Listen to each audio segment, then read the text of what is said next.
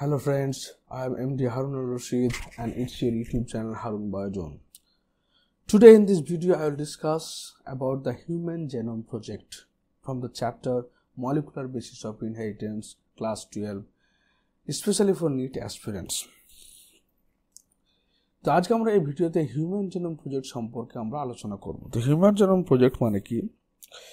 Human genome project হচ্ছে এক ধরনের একটা প্রজেক্ট, একটা খুব ভ্যালুয়েবল এবং ইম্পর্ট্যান্ট এবং একটা কস্টলি প্রজেক্ট, যে প্রজেক্টের মাধ্যমে কি করা হচ্ছে, মানুষের জিন সিকোয়েন্স, আমাদের যে ডিএনএ রয়েছে, আমাদের যে জিন রয়েছে বা আমাদের যে ক্রোমোজোম রয়েছে, সেই ক্রোমোজোম বা ডিএনএ নির্দিষ্ট সিকোয়েন্সকে খুঁজে বের করা। এবং এটা বের করলে কী হবে, আমাদের অনেক ধরনের উপকার হতে পারে। আমরা যত বেশি আমাদের জিন সম্পর্কে, বিভিন্ন জীবজগতের জিন সম্পর্কে আমরা জানতে পারবো, তত বেশি আমাদের মেডিকেল সায়েন্স ডেভেলপ হবে, ফুড সায়েন্স ডেভেলপ হবে, এই সমস্ত জিনিসগুলো থেকে আমাদের ডেভেলপমেন্ট আসবে বলে আমরা তখন বিভিন্ন ধরনের অজানা রোগ বা তোমার হচ্ছে এমন কিছু খাবার যেগুলো তৈরি করতে পারবো, এটা আমাদের জন্য সুইটেবল বা কারোর জন্য সুইটেবল না। ওকে, যেমন একটা উদাহরণ বলি, যে ধরে নাও আমরা আজকে কোনো পার্টিকুলার ঘাসে স্প্রে করছি, যখন ঘাসটা মারা যাচ্ছে, কারণ তার জিন সিকোয়েন্স, তার বায়োকেমিক্যাল মেকানিজম যদি আমরা না জানি, তাহলে সেটা কিন্তু তৈরি হওয়া সম্ভব না। তাই চলো আমরা দেরি না করে শুরু করি। হিউম্যান জেনোম প্রজেক্ট, এটা একটা ইম্পর্টেন্ট টপিক, এখান থেকে কোয়েশ্চেন হয়। তো বলছে, in the preceding section you have learn that it is the sequence base in DNA that determines the genetic information of given organism.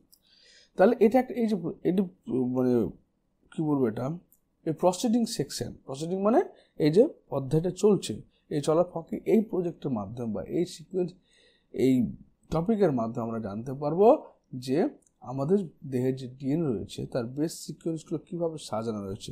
এখানে দেখতে পারো একটা, যেখানে দেখো এই যে নাইট্রোজেন বেসগুলো পরপর সাজানো রয়েছে, হ্যাঁ, ডিএনএর মধ্যে এই যে সাজানো। এবং এই ধরুন এটা একটা %1, %2, %3। তার পিতৃজন ডিএনএটা কেমন ছিল, মাতার ডিএনএ কেমন ছিল, মা থেকে কী এসছে, বাবা থেকে কী এসছে, মা থেকে কী এসছে, তারপর কী সজ্জাক্রম তৈরি হয়েছে প্রত্যেক। তো আমরা মোটামুটি আমরা যতগুলো পৃথিবীতে মানুষ রয়েছে, তার মধ্যে 99.9% আমাদের ডিএনএ সিকোয়েন্স সেম। 0.1% ডিফারেন্স, এবং 0.1% ডিফারেন্সের জন্য পৃথিবীর 750 কোটি লোক সবাই কিন্তু সবার থেকে আলাদা। তাহলে হালকা একটা 0.1% ডিফারেন্স, এত ডিফারেন্স, এত পার্থক্য প্রত্যেকটা জীবের মধ্যে, সেটাই আমরা এই বিভিন্ন ডিএনএ সিকোয়েন্সের মাধ্যমে জানব। In other words, genetic makeup of an organism or individual lies in the DNA sequence. তাহলে প্রত্যেকটা জীবের যে জেনেটিক মেকআপ, যেটাকে আমরা জেনোটাইপ বলছি, সেটা কীভাবে তোমার অ্যারেঞ্জমেন্ট রয়েছে, তার জিনগুলো কীভাবে অ্যারেঞ্জমেন্ট রয়েছে, সেটা আমরা কিন্তু হিউম্যান জেনোম প্রজেক্টের মাধ্যমে জানতে পারবো। If two individuals differ, then their DNA sequence should also be different, at least at the some place. ধরুন এই %1 এবং %2 এরা যদি ডিফারেন্স হয়, তাহলে একটা নির্দিষ্ট পার্টিকুলার পজিশনে তারা ডিফারেন্স। যেমন ধরে নাও %1 এর এখানে সাইটোসিন রয়েছে, থাইমিন রয়েছে, ম্যাটার্নাল থেকে সাইটোসিন পেয়েছিল, প্যাটার্নাল থেকে থাইমিন পেয়েছে। কিন্তু %2 এর ক্ষেত্রে দেখো, মায়ের কাছ থেকে পেয়েছে সাইটোসিন, বাবার কাছ থেকে সে সাইটোসিন পেয়েছে, সব কিছু মিল আছে, একই রকম জিনিস, শুধুমাত্র এই নাইট্রোজেন বেসটার জন্য আলাদা হয়ে গেছে। আবার দেখো %3 কি, ওই একই সেম প্লেসে, মানে একই লোকাসে, বাবার কাছ থেকেও টি পেয়েছে, মায়ের কাছ থেকেও টি পেয়েছে, থাইমিন পেয়েছে। তাহলে একই লোকেশনে তোমার কি হচ্ছে, যে প্রত্যেকটা ব্যক্তির ক্ষেত্রে ডিএনএর বা নাইট্রোজেন বেসের সজ্জাক্রমটা আলাদা হতে পারে। কিন্তু বাকি দেখো, এই নাইট্রোজেন বেসের পুরো এতটা জায়গাতে সবাই কিন্তু সব কিছু সেম রয়েছে। এখানে কিন্তু কোনো পার্থক্য নেই তিনটে পার্সেন্টের মধ্যে, শুধুমাত্র একটা নিউক্লিওটাইড বেস পেয়ারের মধ্যে পার্থক্য তৈরি হয়েছে, তার জন্য কি 3% 3 রকম হয়ে গেছে।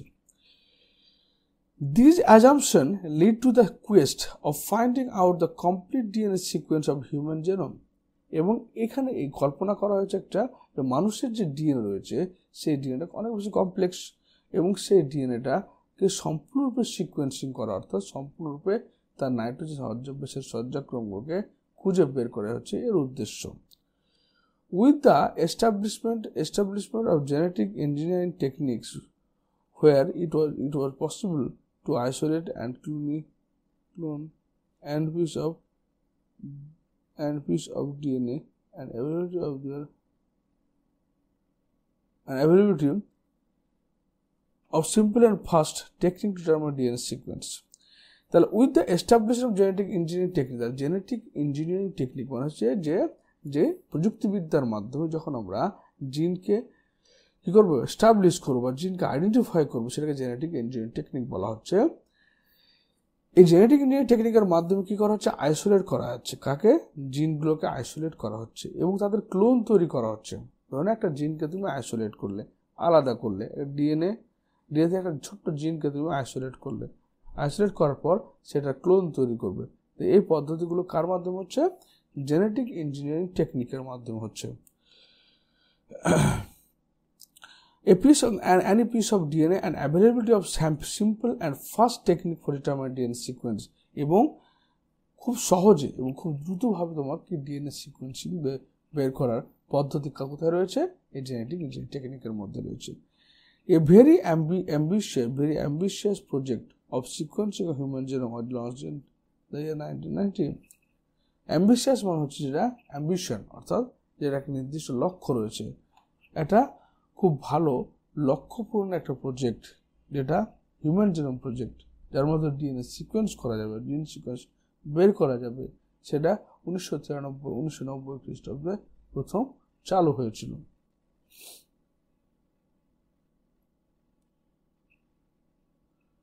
তারপর হিউম্যান জেনোম প্রজেক্ট কি বলি দেখো, was called mega project. Mega project মানে এটা অনেক বড় ভাস্ট প্রজেক্ট এবং এতে প্রচুর খরচ হয়েছিল। You can imagine the magnitude and requirement for the project if we simply define the aim of the project. মানে এই প্রজেক্টটা যে কত বড় প্রজেক্ট, কত জটিল প্রজেক্ট, সেটা এই ইনফরমেশনের মাধ্যমে জানতে পারি। বলছে human genome has to be approximately 3.9 base pair. Genome কথাটার মানে হচ্ছে, জেনোম কথাটার অর্থ হচ্ছে total number of gene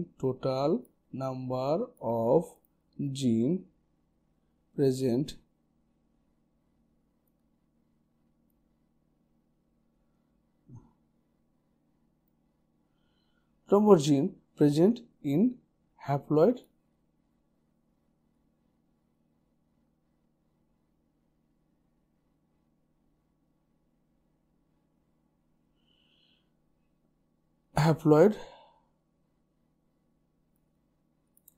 sell. তাহলে আমাদের total number of base pair কত, 6.4 × 10⁹ হ্যাপ্লয়েড সেল অর অর্গানিজম। তাহলে আমাদের হ্যাপ্লয়েড সেটা কতগুলো থাকবে, 3.2 × 10⁹। এবার বলছেন and if the cost of the sequencing required in US 3 per base pair, তো বলছে একটা বেস পেয়ারে যদি তোমার $3 হয়, তাহলে 3.2 × 10⁹, এখানে কত, $3 হয়।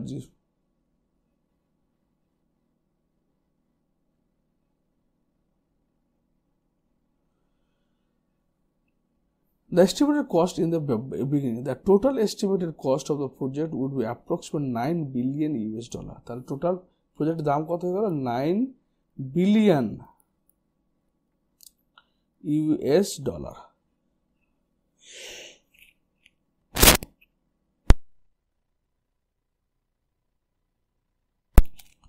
তাহলে এত কস্টলি এই প্রজেক্টটা হচ্ছে।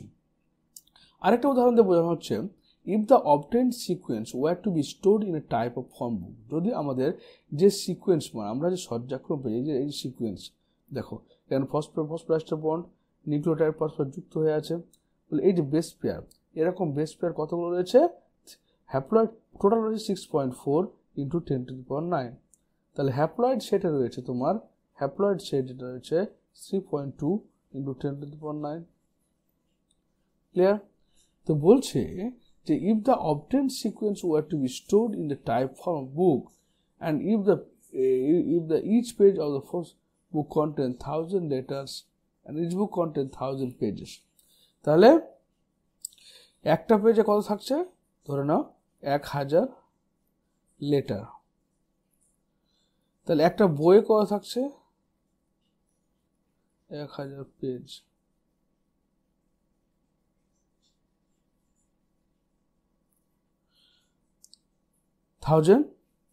pages. According to 1000 letter 1000 pages, then 3300 such books would be required to store the information of DNA sequence from single human cell. তাহলে এরকম কতগুলো বই লাগবে, এরকম একটা পেজ যদি 1000 লেটার হয় এবং একটা বই যদি 1000 পেজ হয় সেরকম, এবং তাহলে কি হচ্ছে যে সে 1000 পেজের তো 3300 বুকস লাগবে তোমার। এই যে আমরা এটা পেলাম 3 × 10⁹ বেস পেয়ার ডিএনএকে সিকোয়েন্স করে এর মধ্যে ঢোকাতে। কারণ যে এটা সিকোয়েন্স করা যাবে তখন আমাদের কি হচ্ছে, এই 3 × 10⁹ বেস পেয়ার যে সিকোয়েন্স আমরা পেয়েছি জেনোমে, সেই জেনোমে তোমার 3300 বুকস লাগবে এর শুধু ডেটাকে অ্যাডজাস্ট করতে। Just think how it is complex. The enormous amount of data expected to be generated also necessitates the use of high-speed computational device for data storage and retrieval analysis. তাহলে এই যে ইনরমাস amount of data, যে এত বিপুল পরিমাণ যে data, সেই ডেটাগুলো কি করা হচ্ছে, জেনারেট করার জন্য আমরা কি ব্যবহার করছি, হাই স্পিড কম্পিউটেশনাল ডিভাইস, অর্থাৎ বিভিন্ন কম্পিউটার ব্যবহার করা হচ্ছে, যেখানে তোমার ডেটাগুলো স্টোর করা হচ্ছে, রিট্রিভাল মানে নতুনভাবে আবার সেগুলোকে অ্যানালাইসিস করা হচ্ছে এবং সেগুলোকে দেখা হচ্ছে। 8GB was closely associated with the rapid development of new area in biology called bioinformatics. তাহলে এই যে আমাদের এই হিউম্যান জিনোম প্রজেক্ট, এত ডেটাগুলো কোথায় রাখছি আমরা, এত ইনফরমেশনগুলোকে তোমার কোথায় কম্পিউটার ডিভাইসের মধ্যে রাখা হচ্ছে, এবং তার ফলে কি হচ্ছে, নতুন একটা ব্রাঞ্চ খুলে যাচ্ছে, তার নাম হচ্ছে বায়ো ইনফরমেটিক্স। ক্লিয়ার? এটা হচ্ছে ডিএনএর গঠন, এবং এখানে ডিএনএ বেস পেয়ারগুলো, এরকম বেস পেয়ার আমাদের 6.4 10⁹ রয়েছে, যেটা হাফ হচ্ছে 3.2।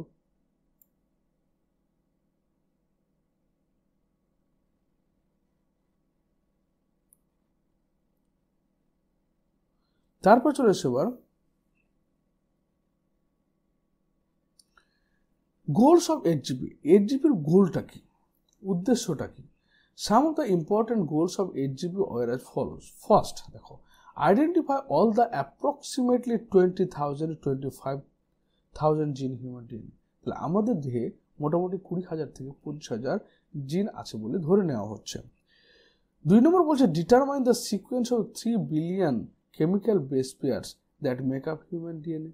তাহলে আমাদের হিউম্যান ডিএনএ জেনোমে যে 3 × 10⁹ বেস পেয়ার রয়েছে, সেই বেস পেয়ার সবগুলো কি করতে হবে, পেয়ার মেকআপ করতে হবে। হিউম্যানে তাদের অবস্থানটা কোথায়, তারা কীভাবে সজ্জিত হয়ে আছে সেটা জানতে হবে আমাদের।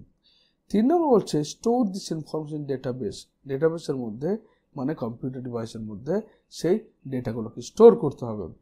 4 নম্বর হচ্ছে improve tools for data analysis. Data analysis করার জন্য যে বায়োইনফরমেটিক্সের ব্যবহার সেটা ভালো করতে হবে আর এফিসিয়েন্টলি করতে হবে। 5 নম্বর পয়েন্ট বলছে transfer related technologies to other sector industries. তাহলে এই যে ডেটাটা আমি পেলাম, এই ডেটার উপর ভিত্তি করে আমি কী করবো, এই ডেটাগুলোকে বিভিন্ন ইন্ডাস্ট্রি, যেমন মেডিসিনাল ইন্ডাস্ট্রি বা ফুড ইন্ডাস্ট্রি, এগুলোতে পাঠাতে হবে। কারণ আমাদের জিন সিকোয়েন্স জানা থাকলে আমরা কী করতে, ওখান থেকে যে প্রোটিনগুলো তৈরি হয় বা যে প্রোডাক্ট, সেগুলো জানতে পারবো।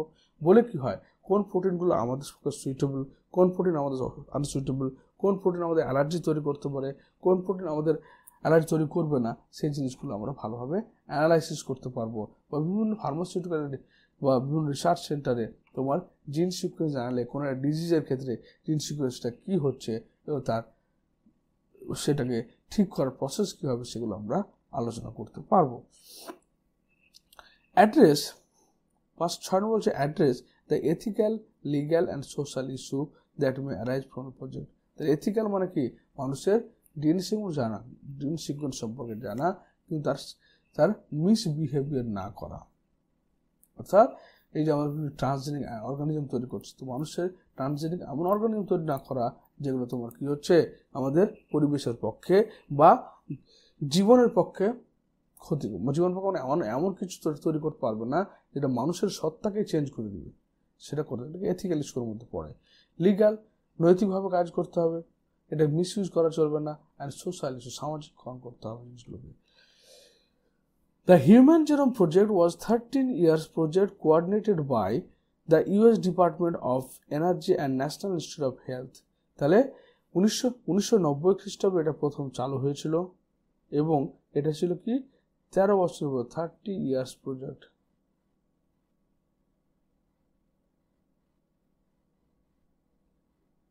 তারপর হচ্ছে কি এর কারা অর্গানাইজ করেছিল, এটা ইউএস ডিপার্টমেন্ট অফ এনার্জি এবং Scientific Institute of Health. During the early year of HGP the Wellcome Trust UK became a major partner. তাহলে তারপরে কি হচ্ছে ওয়েলকাম ট্রাস্ট ইউকে এটা একটা পার্টনার হয়ে যায় কার সঙ্গে, US Department of energy and national institute of হেলথের সঙ্গে। The additional contribution come from Japan, France, Germany, China and others। additional যে কনফার্মেশন সেটা কার দ্বারা যাবে, সেটা হচ্ছে কার দ্বারা আসলো, জাপান, ফ্রান্স, জার্মানি এবং চায়না। প্রথমে ইউএস, তারপর ইউকে, তারপরে চায়না, জাপান, ফ্রান্স, জার্মানি, এরা সবাই কিন্তু যোগ করলো। The project was completed in 2003। তাহলে 13 বছর প্রজেক্ট মানে কি দেখুন, 2003 project completed. Knowledge about the effects of DNA variations among individuals can lead to the revolutionary new ways to diagnose, treatment।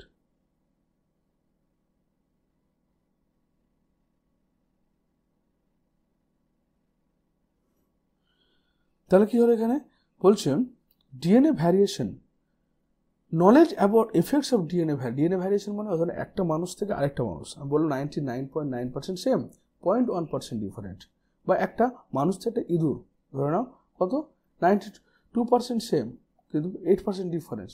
তো মানুষের মধ্যে যে ডিফারেন্স, সেই ডিফারেন্সটা কীরকম রয়েছে, সিকোয়েন্সটা কীরকম রয়েছে সেটা খুঁজে বের করতে হবে।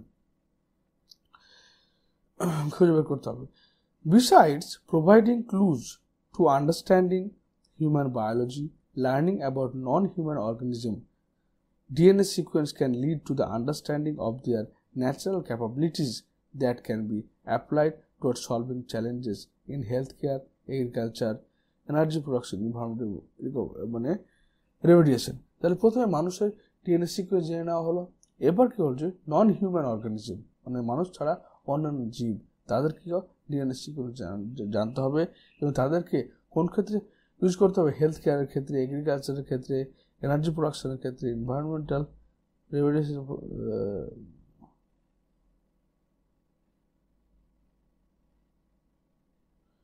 তারপর পয়েন্ট হচ্ছে কি এনভায়রনমেন্টাল রেমিডিয়েশন মানে এনভায়রনমেন্টে যে পলিউশন হচ্ছে সেই পলিউশনগুলোকে দূষণমুক্ত করার জন্য। Many non human model organism such a bacteria, yeast, Caenorhabditis elegans, a free-living, non-pathogenic nematodes, Drosophila, fruit fly, plants have also been sequenced। তাহলে Caenorhabditis elegans, yeast, E. coli bacteria and others also other bacteria, some bacteria, Drosophila, fruit fly, plants যেমন rice এবং Arabidopsis thaliana, এই সমস্ত অর্গানিজমগুলোর যে নন human organism তাদের ক্ষেত্রে DNA sequence complete করে দেওয়া হয়েছে। এরপর হচ্ছে মেথোডোলজি, কিভাবে তোমরা এটা কাজগুলো করবে। The methods involves two major approaches. One approach is focused on identifying all the genes that are expressed as RNA, express sequence tags. তাহলে বলতে চাচ্ছি কি যখন আমরা ডিএনএ থেকে এমআরএনএ তৈরি করছি, তো এমআরএনএর মধ্যে যে জিনগুলো এক্সপ্রেসড হচ্ছে শুধুমাত্র সেই জিনগুলোকে আইডেন্টিফাই করা।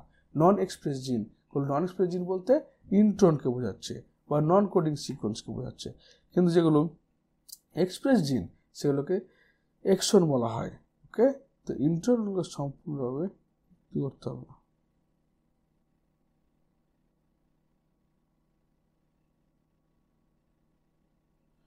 তারপর কি বলছে, তাহলে এক্সপ্রেস সিকোয়েন্স ট্যাগস শুধুমাত্র এক্সপ্রেস জিনগুলোকে আমরা শনাক্ত করব।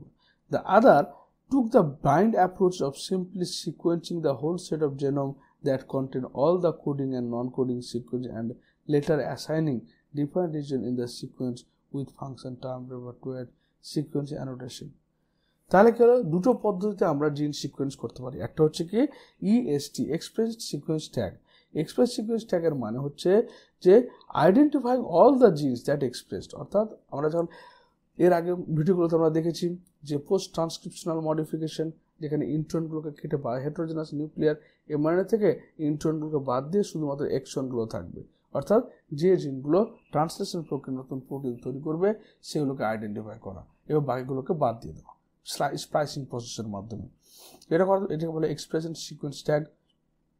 আর এটা বলতে সিকোয়েন্স অ্যানোটেশন, মানে হচ্ছে শুধুমাত্র যে জিনগুলো একটু এক্সপ্রেশন এগুলো নয়, সমস্ত কোডিং এবং নন কোডিং এক্সন ইন্ট্রন সবাইকে একসাথে আমরা কী করবো, সিকোয়েন্স করব। এটা হচ্ছে sequence annotation. For sequencing the total DNA from a cell is isolated and converted into random fragments of relatively smaller size. তাহলে কি বলছে, ডিএনএ ফ্রম এ সেল, একটা কোষ থেকে যখন ডিএনএকে নিলাম, আইসোলেট পৃথক করলাম অ্যান্ড কনভার্ট চেঞ্জ করে দিলাম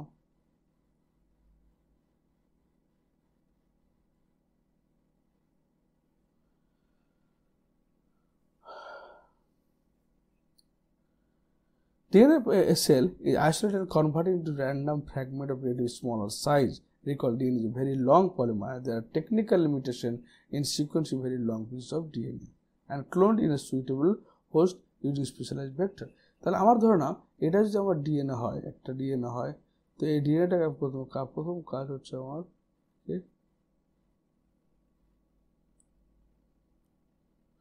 তারপর কি হচ্ছে যে প্রথমে ডিএনএটা কি করলো, এ হয়তো ছোট ছোট রেস্ট্রিকশন এন্ডোনিউক্লিয়াস দ্বারা ছোট ছোট ফ্র্যাগমেন্টে কেটে দেওয়া হলো। কাটার পরে সেই ফ্র্যাগমেন্টগুলোকে তোমার কী করা হলো, এক ইকোলাই ব্যাকটেরিয়ার মধ্যে প্লাজমিড বা কসমিড বা ফেজমিড ব্যাকটেরিয়ার মধ্যে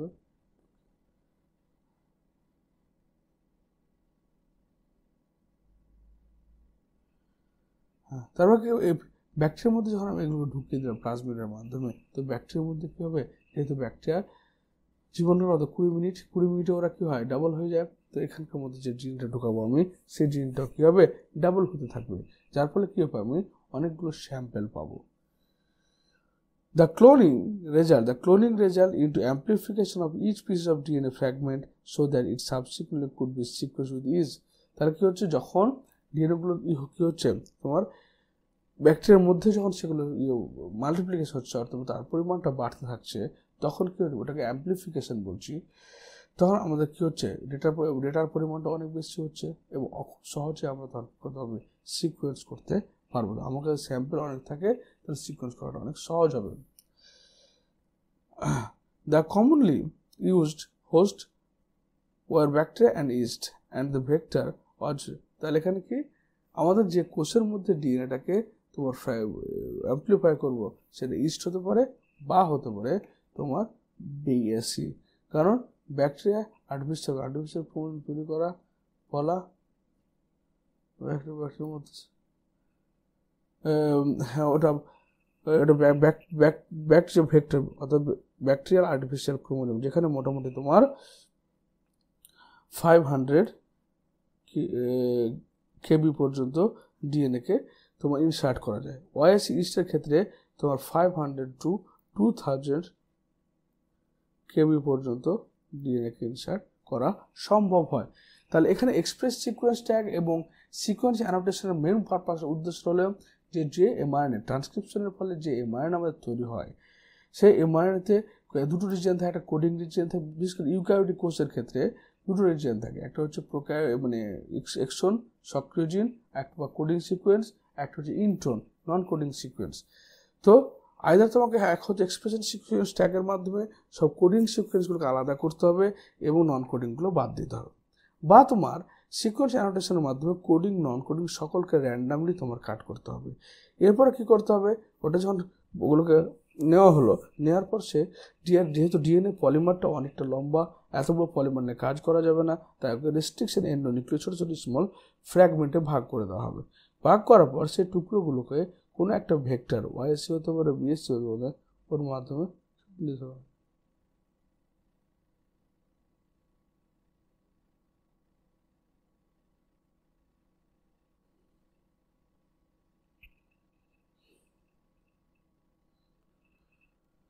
এরপর আমরা চলে আসবো কিসে, next page,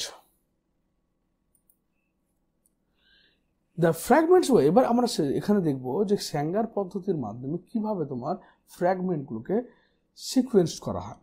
The fragments were sequenced using automated DNA sequencing that worked on principles and method developed Frederick Sanger's।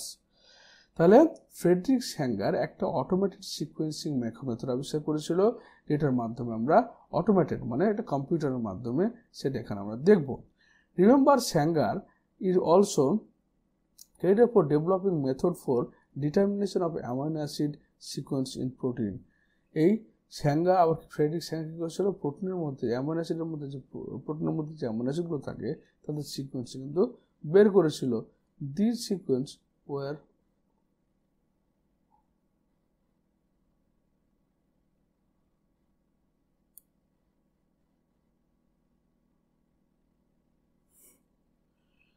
তারপর কি বলছে দেখো এখানে, বলছে Sanger is also credited for develop. তাহলে অ্যামাইনো অ্যাসিডের মধ্যে প্রোটিনের মধ্যে যে অ্যামাইনো অ্যাসিডগুলো সজ্জাক্রম থাকে সেটা কিন্তু ফ্রেডরিক স্যাঙ্গার ডিসকভার করেছিল। This sequences were then arranged based on some overlapping regions present in them. তাহলে এই যে সিকোয়েন্সগুলো যখন আইডেন্টিফাই করলো তখন দেখতে পাচ্ছি কিছু ওভারল্যাপিং রিজিয়ন রয়েছে, অর্থাৎ একই নাইট্রোজেন বেস বারবার রিপিটেড হয়ে আছে। This required generation of overlapping fragments for sequencing. Alignment of these and the sequencing was humanly not possible. অর্থাৎ alignment of the sequence, এই যে সিকোয়েন্সগুলো কীভাবে অ্যালাইন করে রয়েছে সেটা মানুষের ক্ষেত্রে আবিষ্কার করাটা কষ্টসাধ্য। Therefore, specialized computer-based program were developed. Computer-based program develop করা হলো। These sequencing were subsequently annotated and were assigned to each chromosome। তার কি হচ্ছে, এই সিকোয়েন্স পদ্ধতির মাধ্যমে কি করা হলো, অ্যানোট করা হলো এবং অ্যাসাইন করা হলো প্রত্যেকটা ক্রোমোজোমকে। The sequence of chromosome 1 was completely only in May 2006। তাহলে মে 2006-এর মধ্যে ক্রোমোজোম নাম্বার 1, আমাদের যে 46টা ক্রোমোজোম রয়েছে তার মধ্যে 1 নম্বর ক্রোমোজোমকে সিকোয়েন্স করা হলো।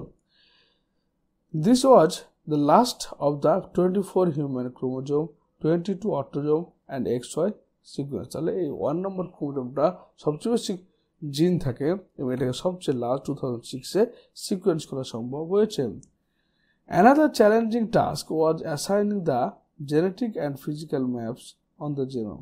দ্য জেনোমের মধ্যে কি জেনেটিক ম্যাপ ও ফিজিক্যাল ম্যাপ।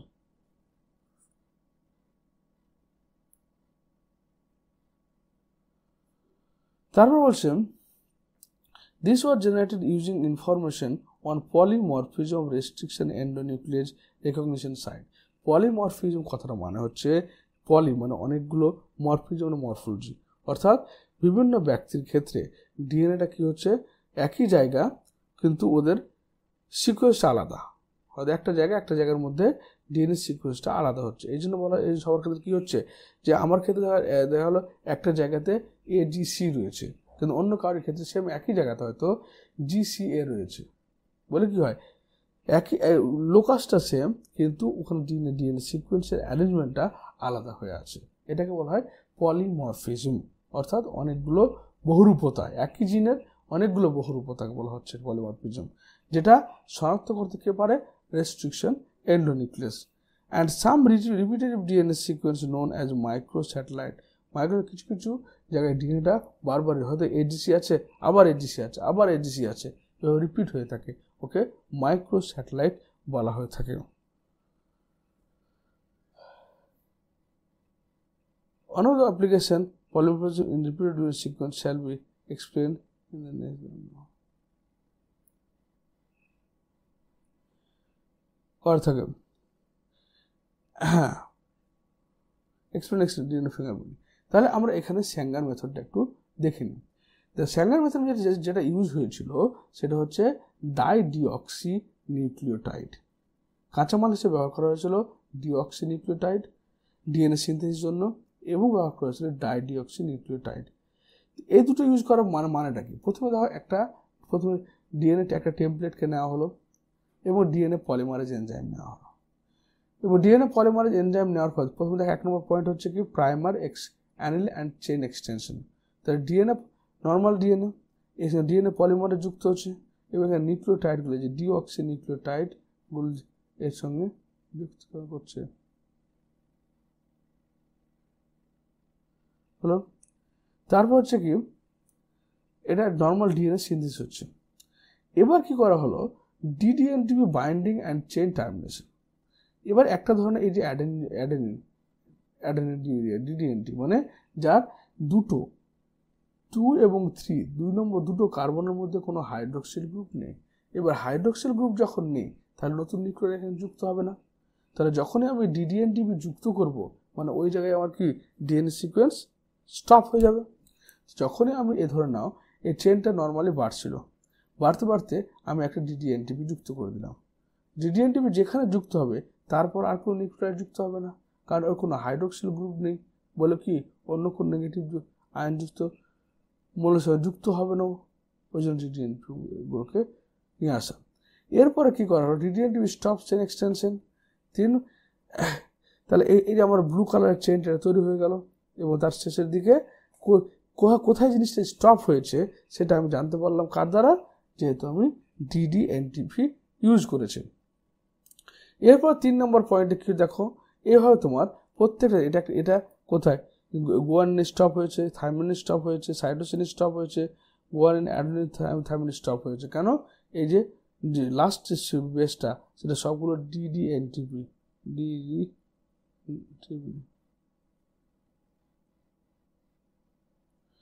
করা হচ্ছে।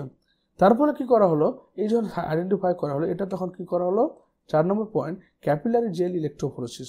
এবার এই যে ডিএনএ ফ্র্যাগমেন্ট এখানে দেখো বড় থেকে ছোট সাজানো আছে, এটাকে আমরা একটা জেল ইলেকট্রোফোরেসিস এর মধ্যে ডিএনএ ফ্র্যাগমেন্টগুলোকে পাঠাবো। এবার পাঠানোর ফলে যেগুলো বড় ফ্র্যাগমেন্ট থাকবে সেগুলো কি হবে গোড়ার দিকে থেকে যাবে, কিন্তু যেগুলো ছোট থাকবে সেগুলো দূরে চলে যাবে, কারণ এখানে নেগেটিভ থেকে পজিটিভের দিকে তোমার মুভমেন্ট হবে।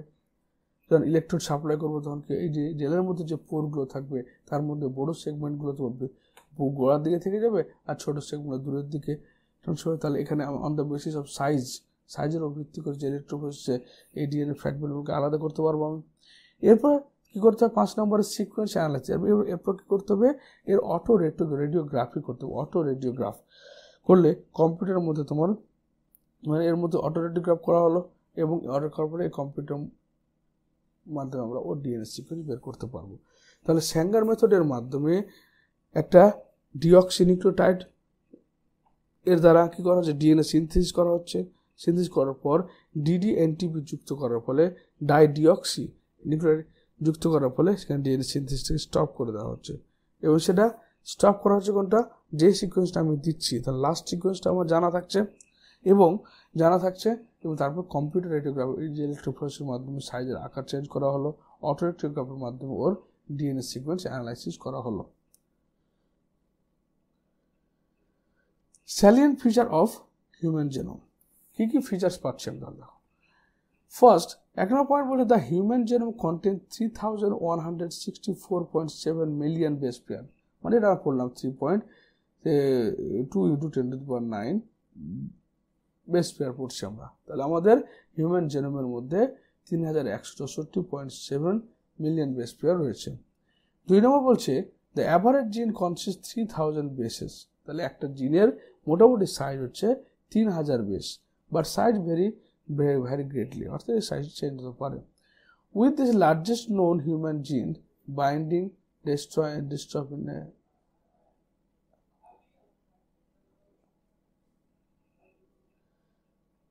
তারপর হচ্ছে কি but size very greatly with the largest known human gene being dystrophin.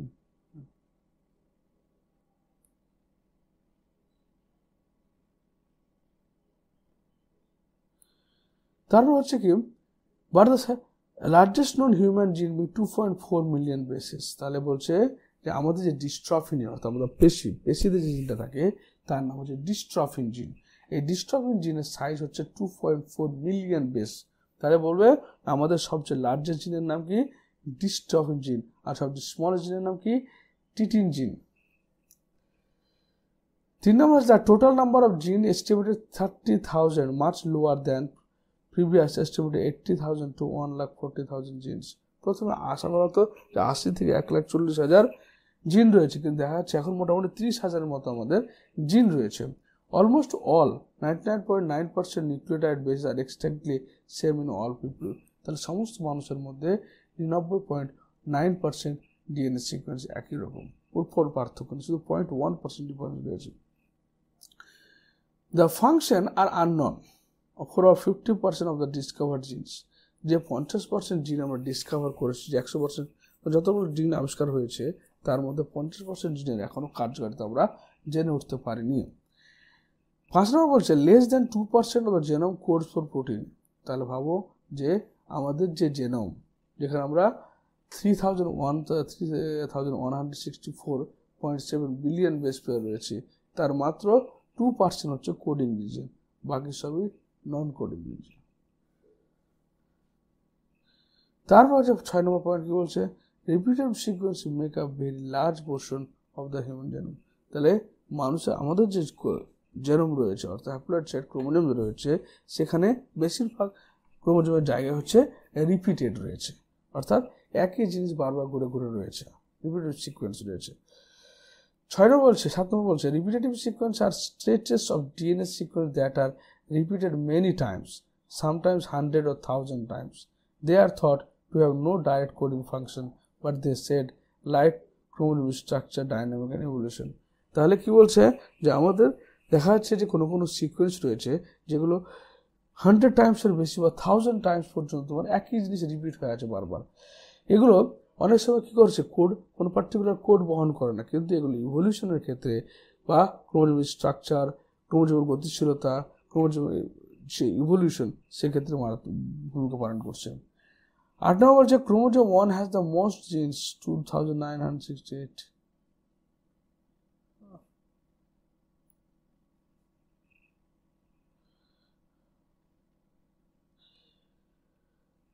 and why has the few, তাহলে কি ক্রোমোজোম 1 হ্যাজ দ্য মোস্ট জিন, তাহলে ক্রোমোজোম 1-এ 2,968খানা জিন রয়েছে, ক্রোমোজোম ওয়াই এর সবচেয়ে কম 231টা জিন রয়েছে। Scientists have identified about 1.4 million locations where single base DNA difference SNP polymorphism pronounced as SNP.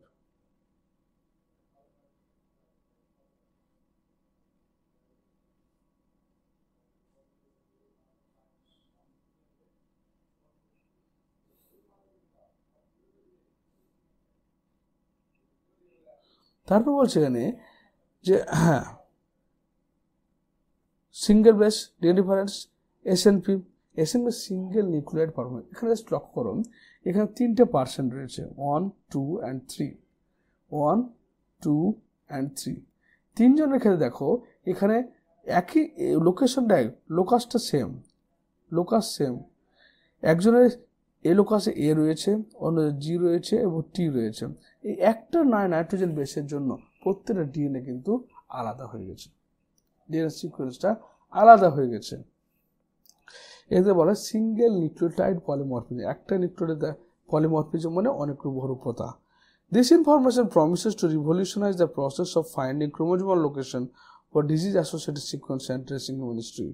তাহলে এই যে এসএনপি এগুলোর দ্বারা ডিজিজ লোকেশন, অর্থাৎ ধরুন আমি এই জিনটাকে শনাক্তন করলাম, এই জিনটা থেকে কত বেস পেয়ার দূরে একটা ডিজিজ জিন রয়েছে সেটা আইডেন্টিফাই করবো, এই জিনটা মানে কী হিসেবে রোল হয়ে, অর্থাৎ এগুলো আইডেন্টিফিকেশন মার্ক, এখান থেকে কত কত বেস পেয়ার দূরের জিনটা ফল্ট হয়েছে, কত বেস পেয়ার দূরের জিনটা ডিএনএটা কী রয়েছে, এগুলো আমরা জানতে পারবো। তারপর হচ্ছে application of future challenges. Deriving meaningful knowledge from the DNA sequence will define research through the coming decades, leading to our understanding of biological system. তো এর প্রধান অ্যারেঞ্জমেন্ট হচ্ছে যে আমরা আগে বলেছিলাম যে যত বেশি আমরা নিজেদেরকে জানতে পারবো আমাদের ফুড সায়েন্স বা আমাদের মেডিকেল সায়েন্স বা জেনেটিক ডিজিজ যে কিওর প্রসেস বা জিন থেরাপি প্রসেস, এই জিনিসগুলো কিন্তু ডেভেলপড হবে, যত বায়োলজিক্যাল সিস্টেম আমরা জানতে পারবো। This enormous task will require the expertise and creativity of tens of thousands of scientists from varied disciplines, both the public and private.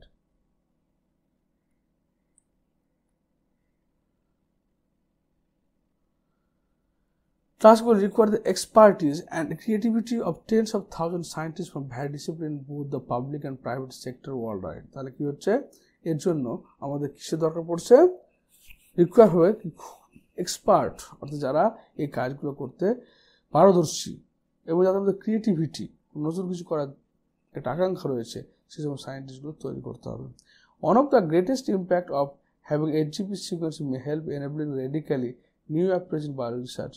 যত আমরা বায়োলজিক্যাল সিস্টেম যত ভালোভাবে জানতে পারবো, তত নতুন নতুন আবিষ্কার তৈরি হবে। In the past, researchers studied one or few genes at a time. With whole genome sequence and new high throughput technologies, we can approach questions systematically and on a much broader scale. আগেকার দিনে কি করতো, সায়েন্টিস্টরা হয়তো একটা জিন নিয়ে এক এক সময় কাজ করতো, কিন্তু বর্তমানে একই সময় পুরো হোল জেনোম নিয়ে আমরা কাজ করতে পারি এবং কোয়েশ্চেন করতে পারি। The case they can study all the genes in a genome, for example, এবং তারা কি করতে পারে, একটা জিনোমের মধ্যে যত জিন সবগুলো স্টাডি করতে পারে। All the transcripts in particular tissue, organ or tumor, or how tens of thousands genes and proteins work together, integrated the cells.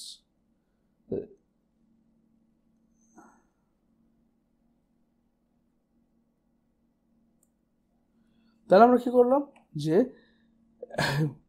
they can study all the genes in a genome, তাহলে তারা কি করতে পারে, এখনকার সায়েন্টিস্টরা একটা জেনোমের মধ্যে যত জিন রয়েছে সবগুলো স্টাডি করতে পারে। ফর এক্সাম্পল, উদাহরণস্বরূপ, all transcript in particular tissue or organ or tumor, ধরুন কোনো একটা কলা বা কোনো একটা অঙ্গ বা কোনো একটা হচ্ছে টিউমার সেল বা কোনো একটা হয়তো ক্যান্সার সেলের মধ্যে 10,000 of gene proteins work together, কীভাবে তোমার ধরে নাও 10,000 জিন একসাথে কাজ করছে এবং তারা কীভাবে একে অপরের সঙ্গে কানেক্টেড হয়ে আছে, সেই জিনিসগুলো আমরা কী করতে পারবো, এই হিউম্যান জেনোম প্রজেক্ট থেকে জানতে পারবো। তাহলে যতক্ষণ আমরা human genome project completely understand করতে না পারি, ততক্ষণ পর্যন্ত আমাদের নতুন নতুন অ্যাপ্রোচ বায়োলজিক্যাল সিস্টেম সম্পর্কে বা অন্যান্য অর্গানিজমদের লাইফস্টাইল সম্পর্কে আমরা জানতে পারবো না। তাই হিউম্যান জেনোম প্রজেক্টটা জানা একান্ত অপরিহার্য। ভিডিও দেখার জন্য থ্যাংক ইউ। তোমাদের কেমন লাগলো অবশ্যই কমেন্ট বক্সে জানিও। Thank you.